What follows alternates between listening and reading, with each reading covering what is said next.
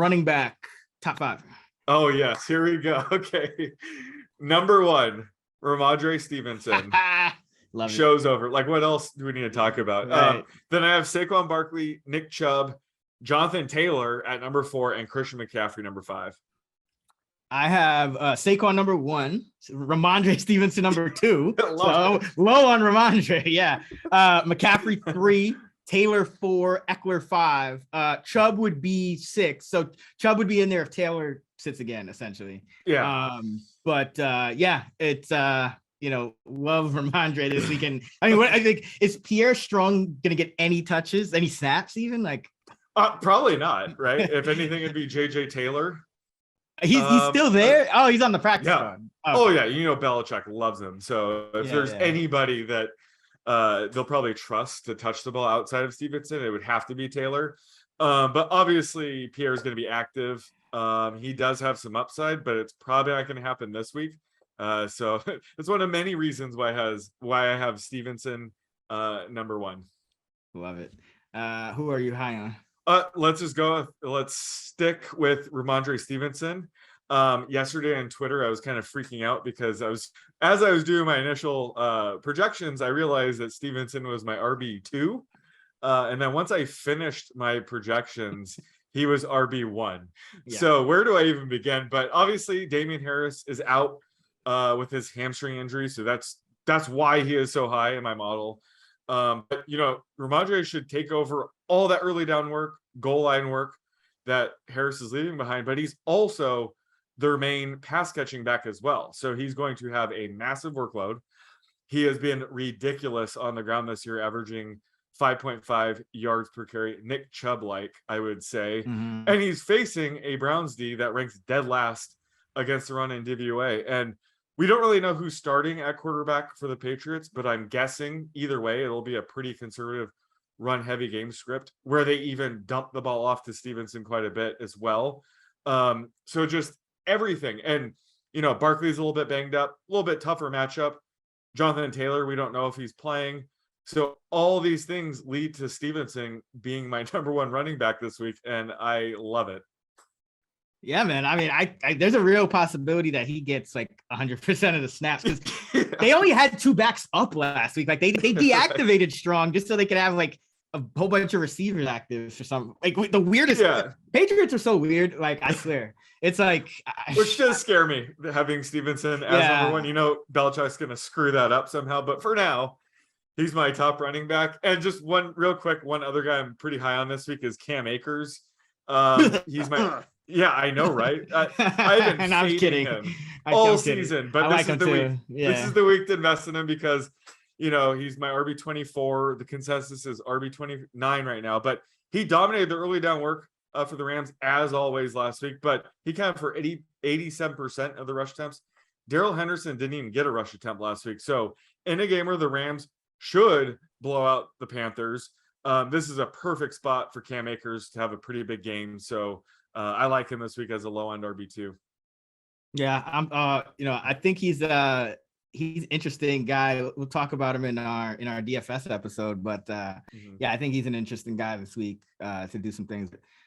I am high on, once again, Raheem Mostert. I have him RB16. He's RB23 in consensus. Talked about this last week, but his snap share has been steadily going up.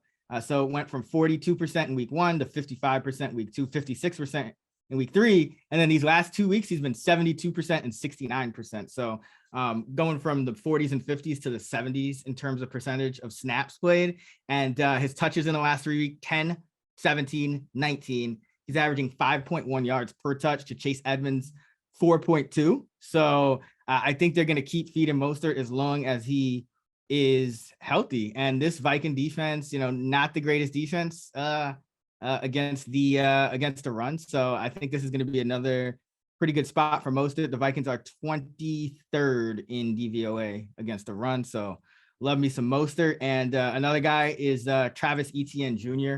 Have him RB23. He's RB28. He's another guy that's kind of slowly but surely taken over his backfield. His snaps the last 4, 37%, 43%, 51%, 53%. He's averaging 6.2 yards per touch to James Robinson's 4.3, so almost a 2-yard gap. Obviously, he gets more reception, so that's why part of that. But he's just looking like the more explosive guy in that backfield. Maybe Robinson's kind of hitting a wall in that return from his Achilles injury. So like ETN, and I know the Colts have a strong run defense, but I do think ETN will at least be able to kind of get some things going in the passing game. And I think they're going to need it, just looking at what's been going on with Lawrence and that pass game lately. They haven't really been able to connect with Kirk. And so like ETN this week, even though I think people are going to shy away just because of the Colts, matchup on paper. Yeah, love that Mostert call, and I feel like we've been banging the table for him for a couple weeks now. And it looks like Chase Edmonds got leapfrogged by Myles Gaskin last week. I'll have to see when he got those touches. Yeah, it was a blowout, but that's a pretty big development. So I mean, this is obviously Mostert's backfield, and it looks like Edmonds and Gaskin are kind of fighting over who the backup is. So yeah, while Mostert is healthy, I love him. He looks like Gaskin got 1, 2, 3. He must have gotten a lot of work at the very end. Five of the opportunities he got on the last drive, and then another one on the drive before that. So yeah, he did. I mean, it was mostly the blowout, but I mean, Edmonds only saw one touch. So. Yeah, he's been kind of getting phased out. Yeah. Even before that from Mostert. So if anything, Mostert might actually get the Gaskin touches from last week. So yeah, I think he's a top 20 back until proven otherwise. Absolutely. Who are you low on? So I'm actually low on Dalvin Cook this week. He's my RB11. The consensus is RB6, which is where you'd expect him most weeks, but Alexander Mattison has been eating into Cook's usage lately. That's probably due to the shoulder injury. So I'm sure once Cook is closer to 100%, maybe he'll be the workhorse back again. But Madison had the same route participation as Cook last week at 39%. He's eating into his rush attempts. And this game is in Miami. It's starting to cool off Miami. It looks like it'll be 85 degrees there, but in that kind of heat, you'd expect a guy like Cook to need a couple more breathers. So for this week, I would say for the short term, I'm a little bit low on Cook, but like I said, I think this could be temporary until his shoulder is 100%. So I view him more as a low end RB1, really not any massive change there, but just something to keep an eye on. And then J.K. Dobbins, I have him as my RB25 right now. Consensus is really high on him, RB16. I don't really get it. And I said, back in week 4, I thought he was due for a breakout. I liked his underlying usage in his return where he was going to be limited, but mid-range RB2 seems a bit too high. His upside is still fairly limited. Justice Hill was out last week, but Kenyon Drake inherited pretty much all those touches. So Dobbins didn't really see that much more work with Justice Hill out. And now Gus Edwards might actually return to action this week. So that could cut into Dobbins' early down work as well. So I just think the ceiling is a little bit low on Dobbins, and he doesn't provide, high enough floor to be treating him like a high-end RB2. So I view him as more of a high-end RB3 flex option. So I'm like 10 spots lower than consensus right now.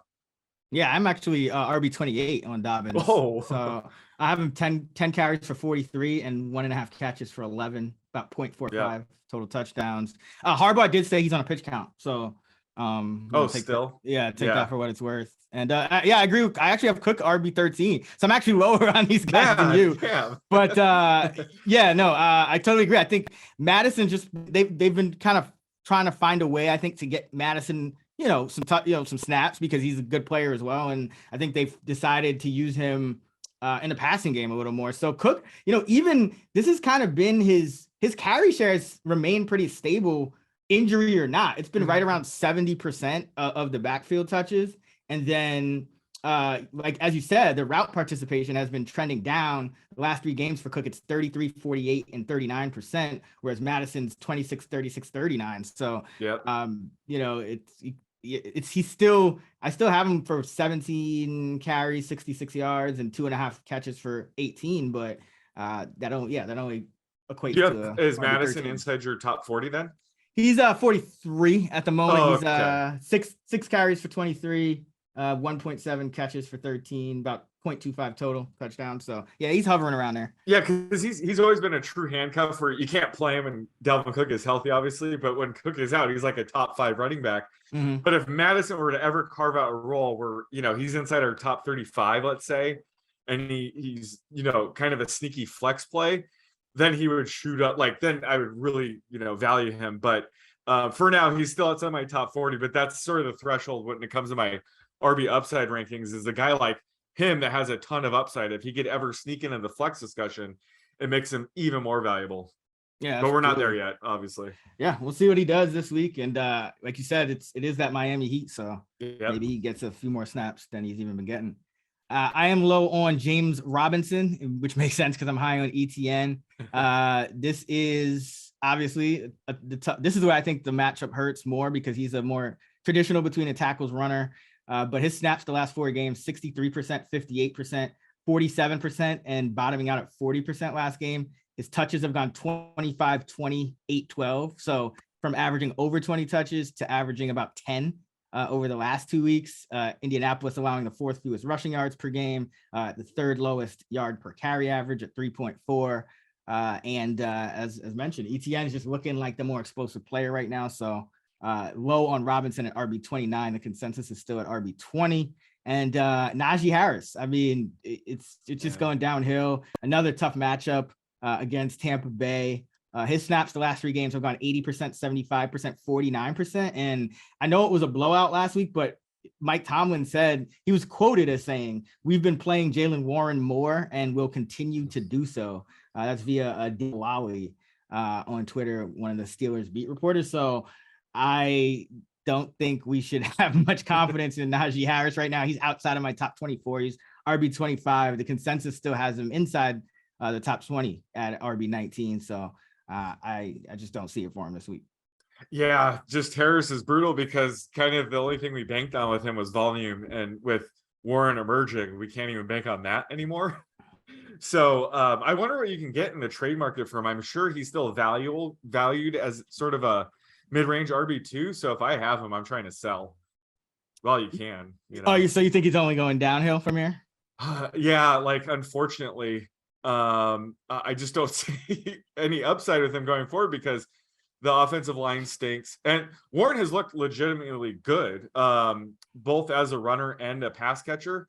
I'm just very worried about the quote you just gave from Tomlin, especially, but yeah, just Warren cutting into his workload at all is concerning, because that's the reason we like Harris, is we can give him, 85% of the carries and all the receiving work, and with horrible efficiency. But if he's not getting the touches, then what else are we banking on here? So I am very concerned with Najee Harris's value going forward. Yeah, Warren actually led the Steelers in rushing yards last week. Right. With 24. So that tells you what Najee with did. Less than half the attempts. Right. Okay, what were you going with the prop? Got to go with Ramondre Stevenson. Total rushing and receiving yards. I am setting the line at 103.5.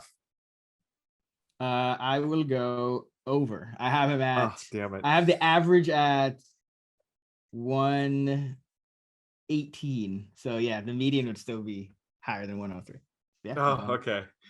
I was hoping I would have the over here, but I thought I set a pretty high line, but you still took it. I have it at a 19. I have 20 carries for 95 yards and 3.5 catches for 23. So, yeah. What the hell are you projecting Barkley at if he's he's in number 2?